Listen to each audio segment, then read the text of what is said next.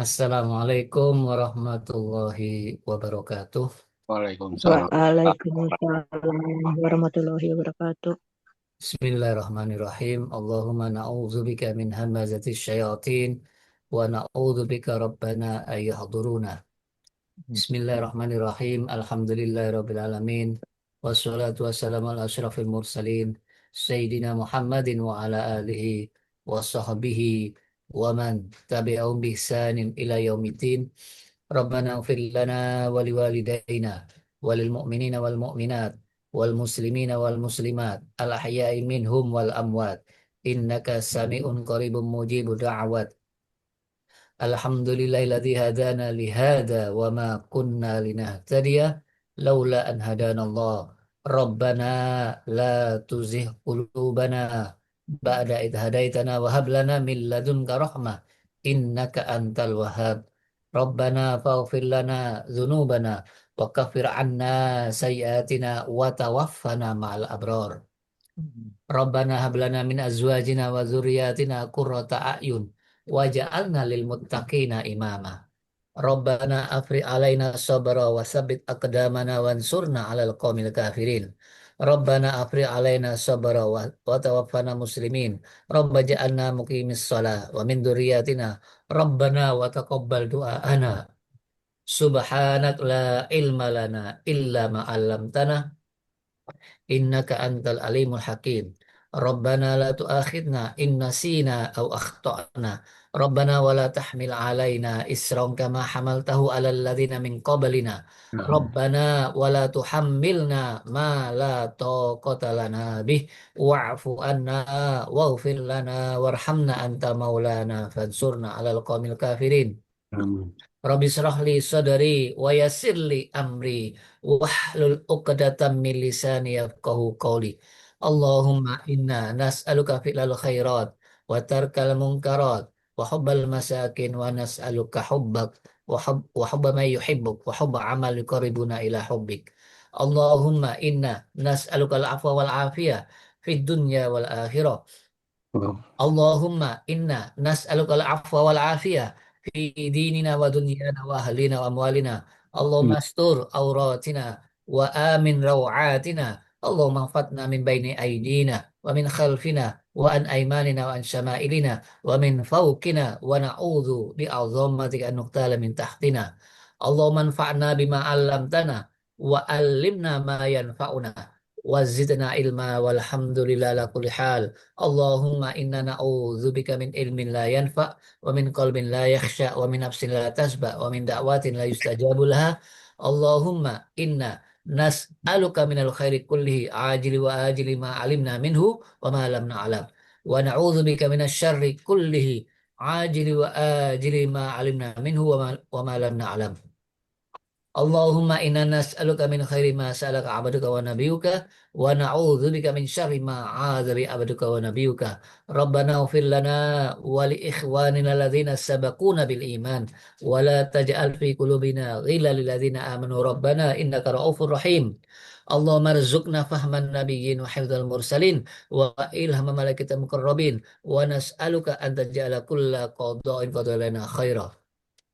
Allahumma nawwir qulubana bil Qur'an wa zayyin akhlaqana bil Qur'an wa asri umurana bil Qur'an wasfi mardona bil Qur'an wa addi duyunana bil Qur'an wa farid humumana bil Qur'an wa ghfir mautana bil Qur'an wa sallim musafirina bil Qur'an wa hfad imama zamanina bil Qur'an wa ajil faraja imamina bil Qur'an wa hfad ulama'ana bil Qur'an wa ksif kurubana bil Qur'an wahfad qaidana bil Qur'an wansur juyusana bil Qur'an warham imamana bil Qur'an warham suhadana bil Qur'an wa najjina minan nar bil Qur'an wa adkhilna fil jannati bil Qur'an.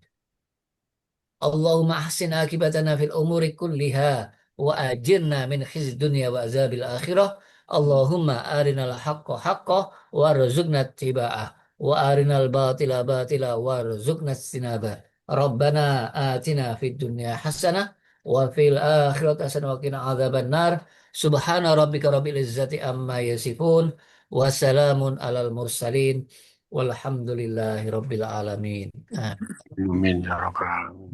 Amin ya rabbal alamin. Alhamdulillah. Kita menginjak akhir bulan, yaitu dengan kajian Al-Hikam, dan mudah-mudahan dengan kajian Al-Hikam ini semakin dekat kepada Allah, semakin cinta, dan semakin nikmat dalam hidup ini dalam beramal soleh.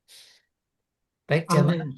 kita lanjutkan hikmah yang ke-82, yang kemarin sebenarnya 81, ada kekeliruan, perlu diralat. Yang kemarin membahas tentang apa? Bahwa amalan balasan bagi orang beriman itu hanya di akhirat. Karena tidak cukup dunia untuk pembalasannya. Sedangkan yang kedua ini ada kaitannya. Apa buah amalan di dunia? Bisa nyata, bisa nampak bahwa amal itu diterima.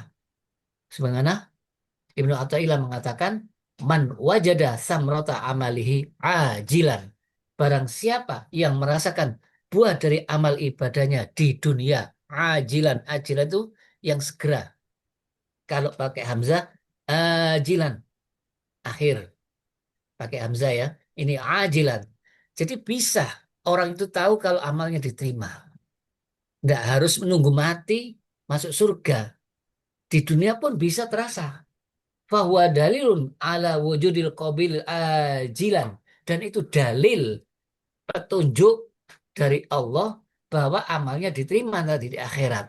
Nah, ini penjelasannya jemaah.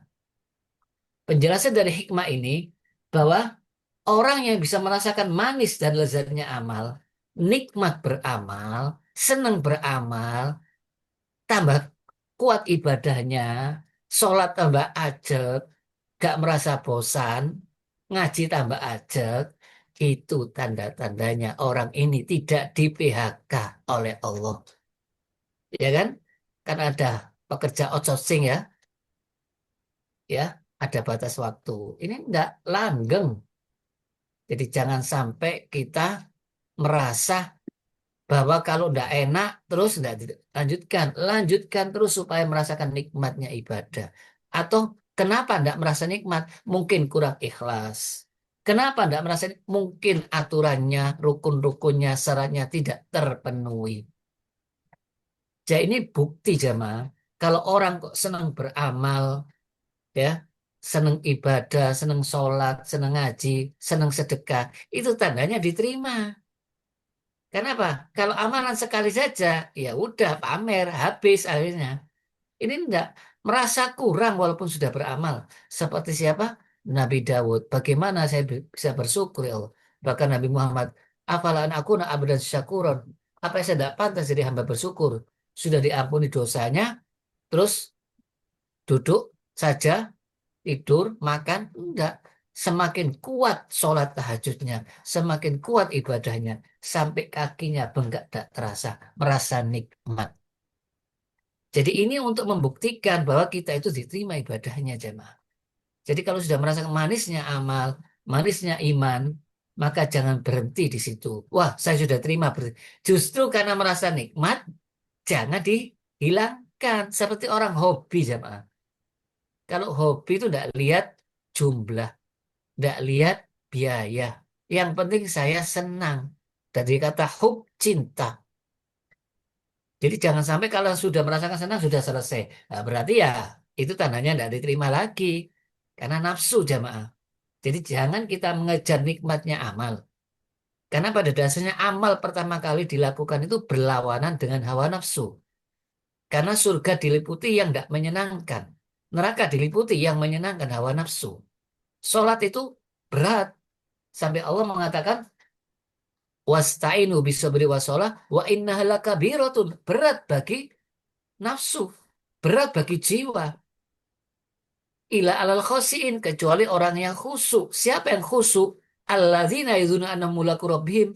Yaitu orang yang yakin bertemu sama Allah. Yakin akan mati. Yakin akan dihisap. Maka jadi ringan. Jadi nikmat. Nah itu kalau kita dari awal sudah tidak ikhlas sholatnya, tidak ikhlas amal ibadahnya, ada tujuan tertentu, ingin mencapai tingkatan, ingin mencapai amalan dunia supaya tercapai cita-citanya, ya sudah tercapai selesai jemaah. Senin Kemis supaya tercapai harapannya, sudah selesai ya, selesai Senin Kemisnya. Jadi semuanya itu harus benar-benar didasari ikhlas. Merasa saya ini butuh kepada Allah. Bahkan ini kebutuhan saya.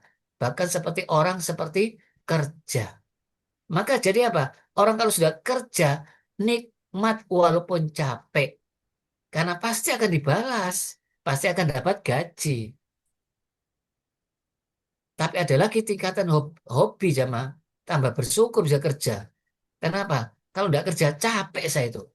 Jadi tidak mau pensiun jamaah. Karena sudah bagian dari kebutuhan. Jadi orang kalau sudah ikhlasnya tingkat tinggi, nggak lihat lagi pahala, nggak lihat lagi masalah neraka. Pokoknya saya nikmat ibadah ini. Nah ini pertanda diterimanya amal. Jadi merasakan manisnya ibadah, nikmatnya ibadah. Jadi apa? Nggak beban. Orang lain melihat beban. Cek nemen nih sholat ini loh. Jangan kalau lihat orang yang naik gunung, mendaki gunung, itu seperti menderita. Tapi mereka sudah hobi dengan biaya berapapun, kapanpun waktunya dilakukan. Nah, untuk menuju hobi itu ada ilmunya, ya kan? Jadi mereka belajar, oh dengan begini saya orang hebat di dunia. Dilihat orang banyak lah. Kita kalau merasa dilihat sama Allah, merasa kita diperhatikan Allah, maka tidak ada yang sia-sia yang kita lakukan. Kemudian ada pengalaman dari beberapa ulama yang mengatakan, yaitu Syekh atau Ba'al Ghulam berkata, aku melatih diri sholat malam selama 20 tahun, baru merasakan nikmatnya sholat malam. Berarti apa? Butuh waktu jamaah. Ya, intinya dilatih. Kemudian saya yang lain, aku melatih baca Quran selama 20 tahun. Baru merasakan baca nikmatnya Al-Quran. Tapi ada lagi orang memberikan saran ulama. Apa? Jika seorang sungguh-sungguh dalam niatnya ikhlas, merasa ini karunia Allah seperti Nabi Dawud. Kenapa Nabi Dawud kok berhasil dipuji sama Rasulullah sebaik-baik ibadah-ibadah Nabi Dawud? Yaitu sebaik sholatnya yang dicintai sama Allah Nabi Dawud, puasa yang dicintai Allah Nabi Dawud. Karena Nabi Dawud merasakan nikmat dapat ibadah, bersyukur bisa ibadah. Jadi bukan beban. Seperti orang bisa sekolah S1, S2, S3, apalagi gratis cuma-cuma. Wah, tambah nikmat. Jadi tidak merasakan beban belajar itu jamaah. Jadi kalau dari awal sudah niatnya sungguh-sungguh, merasa ini karena Allah, merasa ini nikmat Allah, melaksanakan sungguh-sungguh, mengikuti aturannya, syaratnya, dan rukunnya, tidak sekedar hanya kerja, tidak hanya sekedar amal. Sebab orang kalau sekedar kerja, itu tidak jadi jamaah. Bangun gedung kalau asal-asalan ya rubuh tanpa ilmu. Tapi capek, sudah berbulan-bulan bangunnya. Jadi harus mengikuti aturan yang diikuti, yang diatur oleh Allah melalui Rasulnya. Sallu kama ra'aitumuni usolli. Sholatlah seperti saya sholat. Baca Quran juga itu bukan mengejar banyak-banyakan. Tadabbur juga diikuti. Jadi tujuan Al-Quran diturunkan tidak hanya sekedar dibaca, tapi juga ditadaburi, difahami, kemudian sambil usaha untuk diamalkan. Biar tidak merasa bosan atau jenuh. Sudah saya hatam berapa kali saya hidup. Sudah berapa kali, berkali-kali sudah dibancai, sudah cukup. Tidak perlu ngaji Quran lagi. Lah ini pertanda orang tidak diterima bacaan Qurannya. Karena apa? Rasulullah sampai meninggal sholatnya. Sampai meninggal baca Qurannya. Sampai setiap kali menjelang Lailatul Qadar, menjelang malam Ramadan selalu tadarus sama malaikat Jibril untuk menata urutan suratnya. Jadi kalau orang sudah bosan baca Quran, nah ini alamat hatinya sakit. Terus ada orang yang mulai kenal Allah setelah apa? Kena musibah, melanggar syariat. Baru terasa, ya Allah. Jadi tidak gampang orang bisa takut kepada Allah. Tidak gampang bisa merasakan nikmat Allah. Itu termasuk taufik, hidayah, karunia Allah. Terus bagaimana caranya supaya bisa merasakan manisnya amal? Ada triknya dari Rasulullah SAW. Riwayat hadis dari Anas bin Malik, Rasulullah SAW bersabda, tiga. perkara yang apabila seseorang itu akan mendapatkan manisnya iman. Salah satunya apa? Jadikanlah Allah dan Rasul-Nya dicintai di atas segala-galanya. Jadi melakukan segala sesuatu karena Allah. Marah karena Allah. Cinta karena Allah. Benci karena Allah. Jadi melakukan sesuatu karena Allah. Jadi tidak ada kepentingan hawa nafsu. Ini yang paling penting jamaah. Jadi Allah itu merasa ada dalam kehidupan kita. Jadi tidak asal marah karena emosi, bukan. Marahnya karena melihat kemungkaran di depan mata. Cintanya karena memang ini wajib dicintai biarpun orang miskin. Jadi bukan cinta karena bisnis, bukan cinta karena rupanya, tapi Allah mencintai maka diikuti dicintai seperti kisahnya Umi Maktum, buta, ingin belajar. Maka Rasulullah ditegur. Sejak itu Rasulullah cinta kepada Umi Maktum. Jadi cintanya karena Allah, bukan karena kepentingan bisnis, kumpulnya karena Allah, pisahnya juga karena Allah. Jadi orang kalau sudah selalu Allah yang didahulukan dan Rasulnya, maka akan merasakan nikmatnya ibadah. Terus tandanya orang itu mukmin, hatinya hidup, senang berbuat baik, apa? Tidak senang berbuat buruk. Aduh, saya telah meninggalkan kebaikan. Dia sedih. Melakukan keburukan, dia merasa dosa, langsung tobat. Ini tandanya orang yang hatinya hidup. Tandanya orang mukmin. Terus bagaimana Allah menerima amal? Ini kisahnya Habil dan Qabil. Apa kata Habil yang hendak dibunuh oleh Qabil? Qala innama yataqabbalullahu minal muttaqin. Waktu itu Habil bersedekah, berkorban dengan korban apa? Ternak kambing yang paling bagus, yang paling dicintai. Jadi harusnya apa? Jangan kepingin dicintai Allah tapi tidak mau memberikan yang paling dicintai. Sedangkan yang Qabil, yang ahli pertanian, ambilkan hasil-hasil tanaman yang busuk-busuk. Maka Allah tidak terima. Terus apa efeknya jemaah? Kalau amalnya tidak diterima, hatinya tambah sakit, pendendam, hasut, iri dengki. Sedangkan Habil, karena saudara, tidak berani melawan. Karena dalam hadis sebutkan apa? Al-qatil wal maktul finar. Seorang muslim yang saling membunuh sama-sama masuk neraka. Ya Rasulullah, kenapa yang dibunuh masuk neraka? Iya, karena dia sudah niat tapi kedahuluan dibunuh. Maka itu Habil tidak melakukan perlawanan. Satu saudara. Jadi orang beriman itu harusnya damai jamaah. Innamal mu'minuna ikhwah. Kalau melihat saudaranya bertengkar, damaikan. Jangan malah dibela untuk ikut membunuh. Jadi ta'awanul al birri wa taqwa, saling tolong menolong dalam berbuat kebaktian dan takwa. Wala ta'awanu alal ismi wal udwan, jangan saling tawuran. Sekarang kan banyak tawuran ini. Dasarnya yaitu larangan Allah itu. Jadi itu berarti nafsu. Maka biarpun sholat tidak nikmat. Tapi sekali lagi jamaah, orang bisa merasakan ini semata-mata karunia Allah. Maka jangan sombong, jangan ujub. Sebagaimana Allah berfirman dalam surat Al-Hujurat, walakin Allah habbaba ilaikumul iman. Jadi Allah kasih rasa cinta iman, senang beramal, itu Allah yang kasih jamaah. Hidayah dari Allah. Allah gerakkan hatinya, Allah kasih kesempatan waktunya, Allah kasih kesehatan untuk berbuat. Karena banyak orang yang tahu belum tentu mengamalkan. Banyak orang yang tahu larangan pasti akan melanggar. Karena apa? Tidak dapat hidayah. Didorong oleh hawa nafsu. Kemudian wazayyanahu fi qulubikum. Kemudian diperindah dalam hati kalian. Supaya semakin nikmat beribadah. Kemudian waqaraha ilaikumul kufra wal fusuq wal isyan. Dikasih rasa benci perbuatan durhaka, perbuatan dosa, maksiat. Jadi menghindar jamaah. Nggak sampai mendekati. Berarti orang inilah yang dicintai sama Allah. Ulaika humur rasyidun.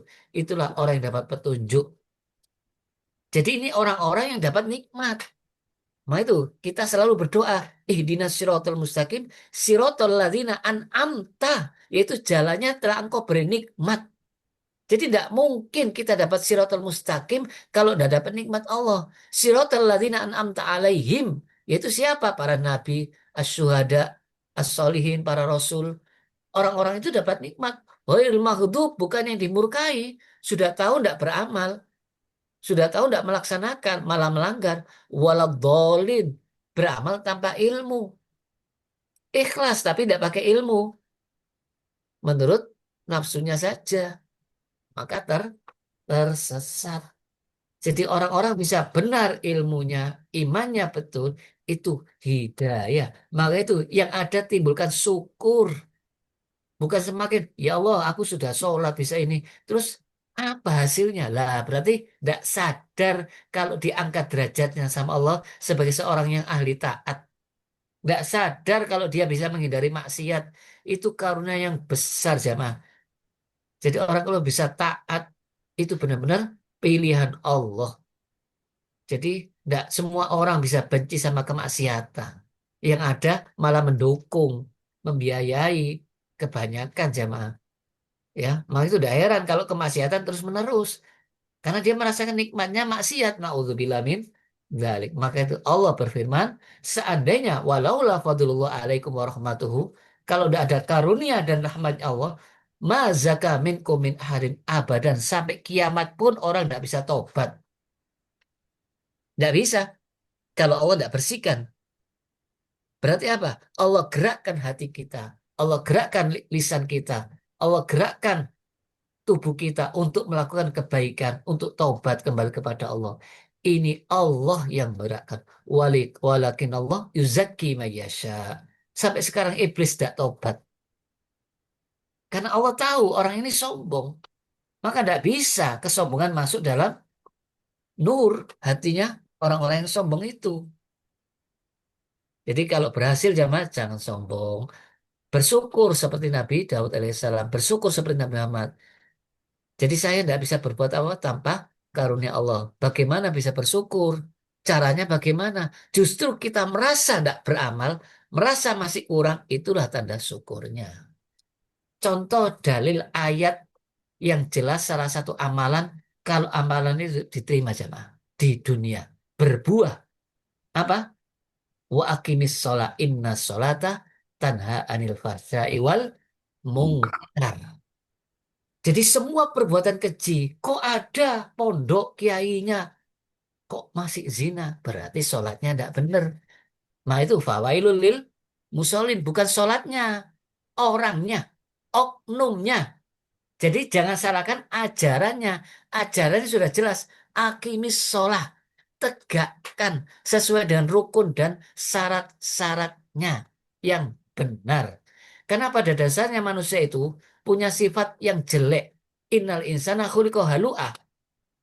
Apa? Wis kikir, medit, sering apa? Ngersulo, sering sambat. Anu masalah pun sambat. Kita punya anak, mana yang tidak pernah sambat? Semua punya anak, tiba-tiba dikasih ya nangis, dari dikasih ya nangis. Ya, idza masal saru jazua, kalau kena musibah tambah susah, tambah marah. Tapi kalau dapat nikmat, wa idza masal khairu manu'ah, bakhil. Ini karena usahaku, ya, karena pemikiranku, berkat aku sebagai seorang pahlawan. Terus pokoknya dimiliki sendiri karena merasa dari usahanya. Kata Allah, Pak, illal musallin. Hanya orang-orang yang sholat, ini berlawanan dengan surat Al-Maun. Dan jangan diputus jamaah. Kenapa kok bisa tanha anil fasai wal mungkar? Lanjutkan ayatnya ke ayat 23 sampai ayat 34. Sholatnya gimana? Alladzina hum ala sholatihim daimun, ajek, tidak pernah bolong, terus menerus, ya, daimun, tetap dalam sholatnya, perintahnya 5 waktu sehari. Walladzina hum ala sholatim yuhafidun. Kemudian ditutup dengan sholat lagi ayat 34. Menjaga waktunya. Tidak sholat asal-asalan. Sholat asar menjelang maghrib. Menjelang maghrib sudah waktu Allahu Akbar, adzan. Adzan maghrib. Na'udzubillah min dzalik. Berarti dia itu mengabaikan aturannya. Lebih lengkapnya kita lihat apa buahnya orang kalau benar-benar menegakkan sholat di samping bisa sabar, bisa syukur jamaah. Kan ayat yang 22 ilal musallin, kecuali orang sholat ini bisa syukur, tidak akan jadi pemarah, tidak akan jadi bakhil, akan jadi orang dermawan. Bagaimana penjelasannya sifatnya orang sholat? Karena alladzina itu sifat jamaah. Alladzina ini buahnya so, sholat. Tapi sholat yang benar-benar akimis sholah sesuai dengan rukun dan syaratnya. Baik, kita lengkapi di surat Al-Ma'arij ini. Yaitu alladzina amsalu daimun, kemudian walladzina fi amwalim haqqum ma'lum. Ya, pada ayat ke-24 dia tahu harta ini bukan milik dia. Maka diberikan lisa ini wal mahrum. Ada orang minta dikasih, orang-orang miskin dikasih. Yang minta tidak minta dikasih. Pokoknya sampai menyebar kemana-mana ke sanak kerabatnya. Sampai orang-orang yang jauh. Jadi bukan berarti uang ini berhenti. Dia tahu ini amanat. Ini memang orang-orang sholat. Jadi kalau dapat nikmat, tidak manu'ah, justru menyebarkan. Kemudian buahnya sholat apa? Percaya hari kiamat. Kan surat Al-Baqarah sifatnya orang mutakin wabil akhiratihum yukinun. Sudah tingkatan yakin jamaah. Orang-orang sholat itu. Tapi sholatnya akimis sholat. Sudah tidak ragu lagi. Hanya Pak, takut kalau Allah akan mengazab. Karena takut ini menghindar perbuatan maksiat, menghindar ngentit, menghindar suap, menghindar korupsi, menghindar perbuatan dosa. Wa amma man khaufa maqama rabbi wa nahana an hawa. Jadi orang kalau sudah takut sama kedudukan Tuhannya, menahan hawa nafsunya, tidak sampai melakukan. Dan orang yang tidak bakal zina, apalagi sama muridnya, akan terjaga kemaluannya. Karena dia merasa diawasi oleh Allah. Seperti kisahnya Nabi Yusuf alaihissalam. Dua orang berduaan dengan Zulaikha. Ini akhafullah, saya takut sama Allah. Ini buahnya sholat. Jadi tanha anil fahsya wal mungkar. Jadi yang salah bukan sholatnya. Musollinnya tidak ngikuti syarat dan rukunnya. Terhadap istrinya, terhadap budaknya, ya sudah. Halalan thayyibah. Sudah punya istri masih zina sama murid-muridnya, sama santri-santrinya, bahkan sama laki. Na'udzubillah min dzalik. Ya. Jadi yang salah bukan sholatnya, karena dia tidak melakukan dengan rukunnya dan syarat-syaratnya. Nah, itu pentingnya sholat yang pertama kali dihisab, karena ini akan mempengaruhi apa? Akhlak, perilaku, tutur katanya bagaimana. Kemudian ayat ke-30, apa itu? Ke-32. Sebentar. Yang 32 itu tentang apa sih Pak ya? Saya carikan ke ayatnya. Ini kok kurang lengkap ini. Setelah 32, 31 ya. Surat Al-Ma'arij. Biar lengkap. Saya lihat kok tidak lengkap jemaah. Biar kita tahu tentang buahnya sholat ini. Saya kok tidak memasukkan ayat yang 31 langsung 32. Nanti kita bahas yang 32. Al-Ma'arij. Al-Ma'arij. Nah, ini. Yang 31 ya. Apa kata-katanya? Pemerintah, oh ya ini tidak ada hubungannya. Maksudnya apa? Kalau melampaui batas masih melakukan berzinaan, maka itu orang yang melampaui batas. Ini bukan sifatnya melampaui batas. Maka itu saya lompati ke 32. Jadi 32 ini sifatnya jamaah. Buahnya. Buahnya apa? Orang yang so sholat. Orangnya amanat jamaah. Menjaga amanat. Jadi pejabat akan amanat kalau benar-benar menjaga rukun-rukun sholat. Kemudian orangnya tidak pernah berbohong dalam saksi. Tidak akan melakukan saksi palsu. Nggak berani, biarpun berapapun biayanya. Kemudian ditutup dengan walladzina ala sholatim yuhafidun.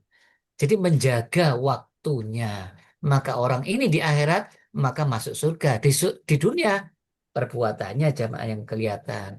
Ya amanat, ya tidak sampai zina, ya dermawan. Inilah buah daripada salah satu amal yang paling utama yaitu sholat. Yang penting apa? Waktunya sesuai. Karena kita mauquta sudah ditentukan waktunya 5 kali di waktu kita nyenyak tidur, hayyales sholat. Ya, di waktu panas-panas, hayyales sholat. Di waktu enak-enaknya, apa capek-capeknya kerjaan, hayyales sholat. Menjelang maghrib, hayyales, menjelang tidur, hayyales sholat. Terus bagaimana kalau kondisinya udut? Beda lagi jamaah. Uzur sudah ada ketentuannya. Ini bagi yang longgar, yang enggak uzur. Bahkan disebutkan apa yang paling dicintai sama Allah? As-salatu alal waktiha. Yang paling afdol, yang paling dicintai. Maka akan berbuah jamaah. Ya, jadi kenapa kok sekarang banyak terjadi fenomena yang dimana ketua-ketua yayasan bahkan disebutnya kiai bukan salahnya Islamnya, bukan salahnya tuntunannya, manusianya, oknumnya tidak ngikuti aturan ini. Bisa jadi dia tidak ikhlas. Nah itu disebutkan surat Al-Ma'un, yaitu surat Al-Ma'un ayat yang keempat. Fawailul lil musallin. Celakalah orang yang sholat. Tapi apa sifatnya? Alladzina hum an sholatim sahun. Lah, ini orangnya lalai. Apa? Kadang sholat, kadang enggak. Waktunya diakhir-akhirkan.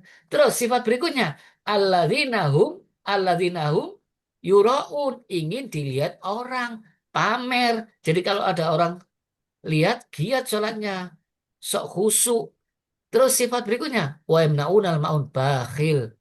Lah, kalau orang sholat tidak bakhil jamaah. Ya, kalau benar-benar menegakkan sholat. Jadi orang munafik itu sering mengerjakan sholat apa? Kalau banyak orang. Makanya kalau dulu tidak ada lampu, tidak ada listrik, untuk sholat isya itu berat bagi orang munafik. Apalagi sholat subuh, berat. Karena tidak ada yang lihat. Semangatnya kalau ada yang melihat. Nah itu tujuannya kenapa kok sholat yang dihisab dulu? Karena ini ujian sehari semalam. Setiap waktu apa dalam sehari sampai menjelang ajal. Karena tidak boleh ditinggalkan kecuali bagi orang yang libur. Yang benar-benar dibolehkan. Karena tidak ada sama sekali udhurnya bagi laki-laki. Kecuali dalam keadaan apa itu sudah tidak sadar. Ya. Jadi wajib dikodok, wajib dilaksanakan terus. Bahkan dalam keadaan perang pun wajib sholat. Namanya sholat khauf. Ini menunjukkan apa? Karena ini yang menentukan perubahan sikap manusia di dunia ini.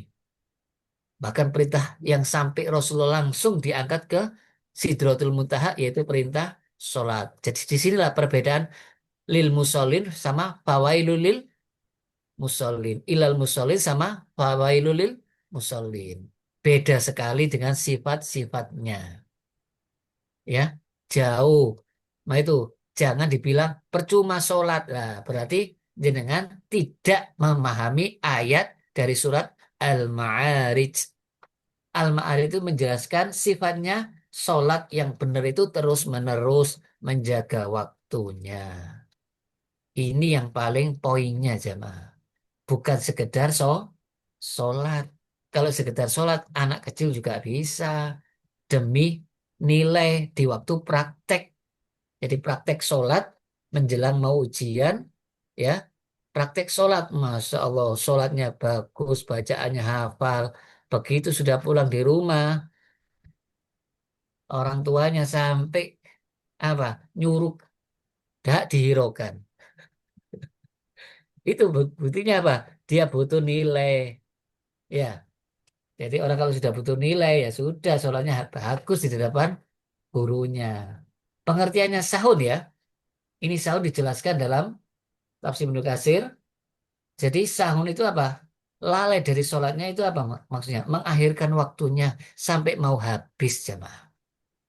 Ini penjelasan dari Rasulullah SAW.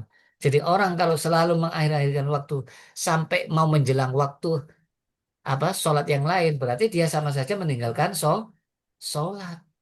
Naudzubillah min dzalik. Maka itu Rasulullah memberikan contoh hadis riwayat Bukhari Muslim.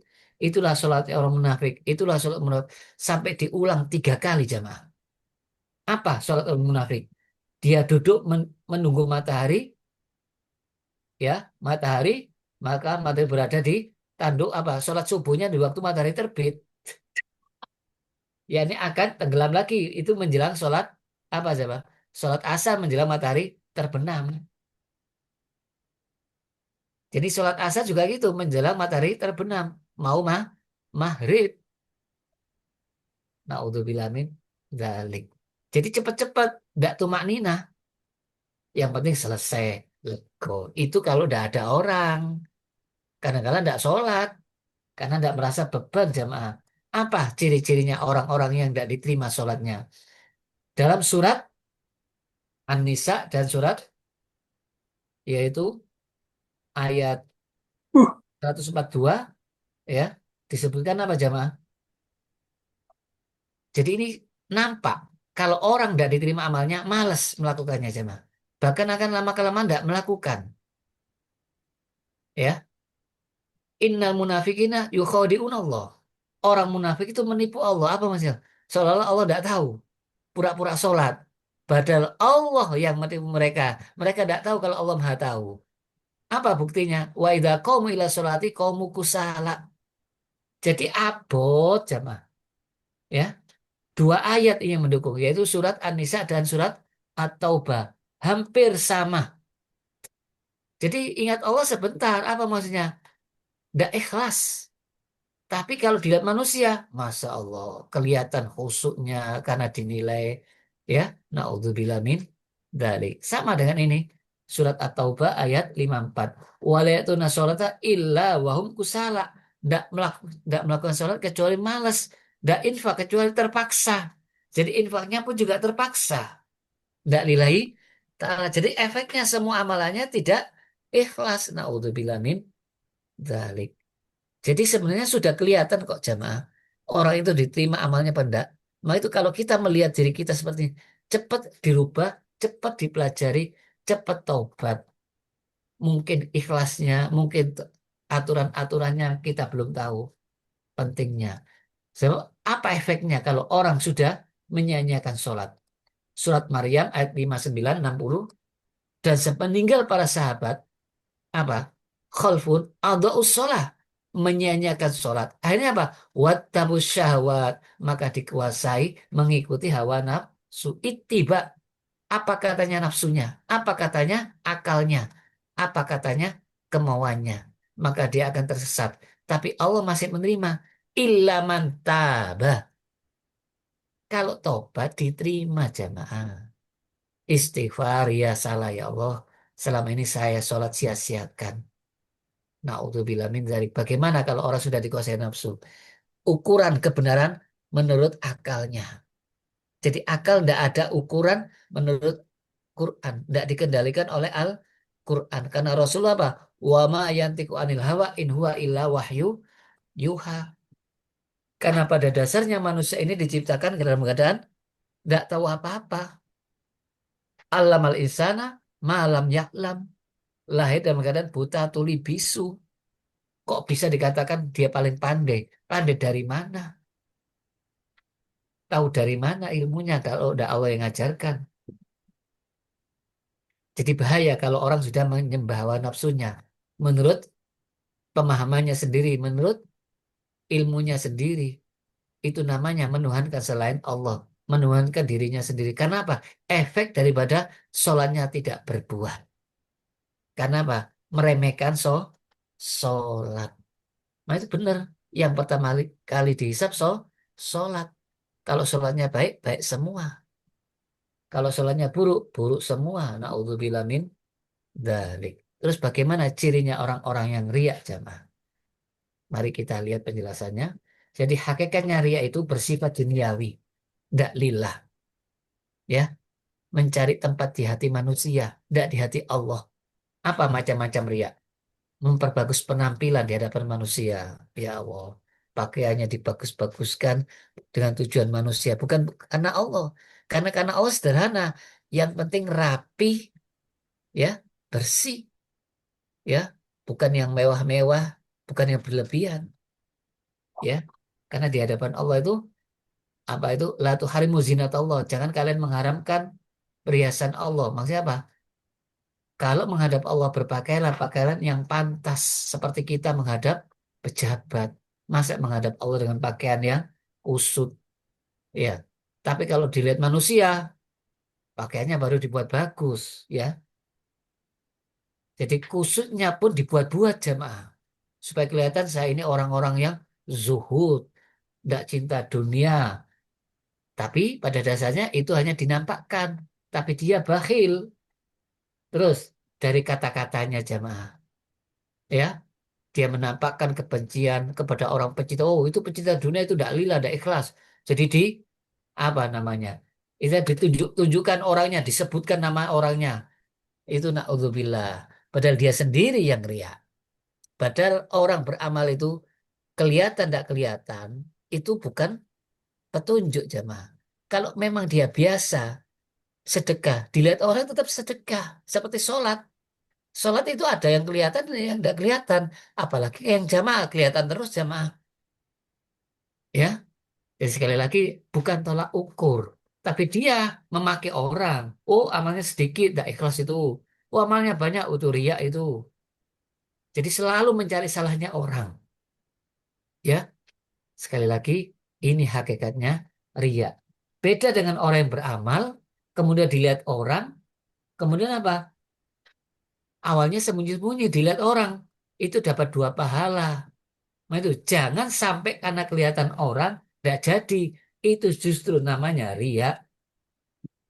Kelihatan orang jadi panutan, maka itu jadi apa? Pahala. Karena apa? Dia ibadah dapat pahala, ditiru orang juga dapat pahala. Karena dari awalnya tidak niat kepingin ditiru, tidak kepingin dilihat. Yang penting dia melakukan. Terus bagaimana ciri-ciri orang munafik? Ini luar biasa. Ini buahnya daripada sholat yang tidak benar, yang tidak diterima. Dan ini detail dari Abu Hurairah, riwayatnya Imam Ahmad. Rasulullah SAW memberitahu secara gamblang, bukan tiga. Kalau tiga kita sudah paham. Ini banyak cirinya. Apa? Salamnya salam laknat, sering maki orang. Ya, tidak pernah kata-katanya baik, buruk toh. Makanannya dari hasil yang haram, ya, korupsi, mencuri, ngentit, ghanimah, penggelapan. Jadi apa? Kata-katanya juga buruk. Naudzubillah min dzalik. Mereka tidak mau mendekat masjid, melainkan menjauhi. Kecuali kalau ada orang ingin dilihat. Jadi orangnya tidak bisa jadi apa? Hatinya tidak tergantung ke masjid. Wah, adan menecek cepete. Jadi aras-arasan mau sholat jamaah. Ya, kalau sholat pun cari tempat yang paling belakang katanya. Ya Allah, Rasulullah lebih tahu ya. Jadi cepat pulang jamaah. Cepat pulang. Padahal soft yang paling pertama itu soft yang paling utama. Terus orangnya sombong, merasa paling hebat. Dan sering bertengkar sama tetangganya, sama saudaranya. Suami istri juga sering bertengkar. Tidak punya simpati, empati. Kalau malam bagaikan apa? Gedebok seperti kayu. Tidak mau sholat. Karena tidak ada orang. Siang hari bikin gaduh, bikin rame. Inilah sifat orang munafik. Maka itu Allah mengancam dengan keras. Apa? Allah mengancam orang munafik laki atau perempuan dan orang kafir sama-sama masuk neraka jahanam. Kekal. Na'udzubillah min dzalik. Jadi jangan sampai kewajiban itu dibiarkan asal-asalan. Efeknya nanti kita juga. Maka itu Allah masih membuka pintu taubat. Apa kata-katanya? Innal munafikina fi darki asfali minan nar. Orang munafik itu tempatnya lebih keras siksanya dari orang non-muslim. Orang-orang syirik lebih keras karena orang syirik nggak tahu, ini sudah tahu. Tapi Allah masih buka pintu taubat kecuali kalau mereka taubat sebelum meninggal. Apa taubatnya? Memperbaiki diri, ikhlas, sesuai dengan rukun-rukunnya. Waslahu wa tasimu wa akhlasu. Ikhlas seperti orang mukmin. Maka ini akan berbuah sholatnya. Belum yang lain jamaah, ini masih sholat. Ini bukti dalam kehidupan kita sehari-hari. Nggak usah heran. Kok aneh ya, ketua pondok, yayasan sudah puluhan tahun punya pondok. Kok seperti itu? Bukan salah tuntunannya, bukan salah ajarannya, pelakunya, oknumnya. Maka berbuah keburukan. Tidak diterima sama Allah. Ya, nyata ya. Na'udzubillah min dalik. Maka itu jangan remehkan sholat itu. Karena sholat ini benar-benar akan mempengaruhi kehidupan kita. Maka itu pertama kali perintah kepada sahabat, walaupun pemabuk, penjudi yang belum diharapkan waktu itu, sholat. Sholat itu mempengaruhi sahabat sampai tidak jadi pemabuk, tidak jadi penjudi. Sekarang orangnya judi online, malah seneng, tidak kelihatan orang. Tinggal bawa HP, uangnya puluhan juta habis, ratusan juta habis. Kenapa? Tergiur oleh hasilnya. Padahal awal pertama kali Rasulullah itu memberantas judi dengan cara sholat. Jadi sholat ini utama jemaah. Jangan sampai diabaikan. Terutama belajar ilmunya sholat. Terus yang paling itu bukan pertama kali ikhlas. Karena sahabat itu walaupun dalam kondisi awal-awalnya belum ada bacaan sempurna, sholat sambil bicara. Tapi begitu dipanggil dalam kondisi mabuk, apa? Langsung datang. Nah itu ada ayatnya. La taqrabus sholata wa antum sukara. Jangan kalian mendekati sholat dalam keadaan mabuk. Jadi ini mau masuk zuhur, wis tidak mabuk mereka. Supaya apa? Bisa sholat. Itu prosesnya jemaah. Jadi menunjukkan apa? Sahabat itu benar-benar orang yang patuh tunduk Islam, nurut kepada Allah. Jadi ujian tandanya orang Islam itu nurut kalau dipanggil sama Allah. Seolah-olah itu panggilan dari Allah melalui muadzin. Itu ujian dalam kehidupan sehari-hari. Kalau sudah hatinya sudah tunduk kepada Allah, maka Allah tundukkan semuanya termasuk hawa nafsunya. Ya, bisa terkendali. Karena dalam bacaan sholat itu semuanya minta tolong kepada Allah. Iya karena budu wa iya karena stain. Sampai diakhiri Rabbi firli warhamni wajibuni warfa'ni warzukni. Jadi minta tolong selalu dalam kehidupan sehari-hari ini. Maka itu Allah bilang wasta'inu bisabri wassalah. Jadikanlah penolongmu itu sholat dan sabar. Sabar dan sholat. Dan sabar itu buahnya dari sholat jamaah. Yang tadi ilal musallin. Kan tidak mungkin orang ujuk-ujuk sabar bisa tahan dengan musibah, bisa ajak dalam melaksanakan perintah Allah kalau tidak disertai dengan sholat. Karena perintah pertama kali bukan puasa. Memang puasa itu nisfu sabar, separuh kesabaran. Tapi perintahnya Ramadan itu waktu di Medina. Sholat puasa Ramadan. Setelah dibina sama Allah, digembleng sama Allah dengan perintah sholat 5 waktu. Begitu ada perintah puasa, Masya Allah, dilaksanakan jemaah. Merasakan nikmatnya puasa. Yaitu, makanya itu pertama kali rukunnya Islam itu sholat. Ini bukti kalau orang itu, kalau sholatnya diterima, maka perilakunya berubah, tutur katanya berubah, perangainya berubah. Yang keras jadi lemah lembut. Yang kasar jadi halus. Inilah hikmah yang kita pelajari. Jadi buahnya amal di dunia itu akan nampak dari perilakunya. Salah satunya sholat. Baik, ada pertanyaan jemaah? Cukup? Iya, ada yang ditanyakan? Pak Ustadz. Cukup ya. Baik, enggak. Terima kasih. Mudah-mudahan kita tetap istiqomah karena Amin. Amin. Nabi Ibrahim doanya mah waj'alni muqimis shalah wa min dzurriyyati, ya Allah jadikan saya selalu menegakkan sholat termasuk sak putu-putuku sak buyut-buyutku karena pentingnya Mulat. Baik, dari dulu. Subhanakallahumma wa bihamdika asyhadu an la ilaha illa anta astaghfiruka wa atubu ilaik. Assalamualaikum warahmatullahi wabarakatuh. Waalaikumsalam warahmatullahi wabarakatuh. Waalaikumsalam Matur warahmatullahi suwun Pak wabarakatuh. Ustadz. Matur suwun, Pak Matur suwun Ustadz. Kipantan. Iya, Selamat sama-sama. puasa. Matur suwun, Matur semuanya. suwun. Alhamdulillah. Waalaikumsalam.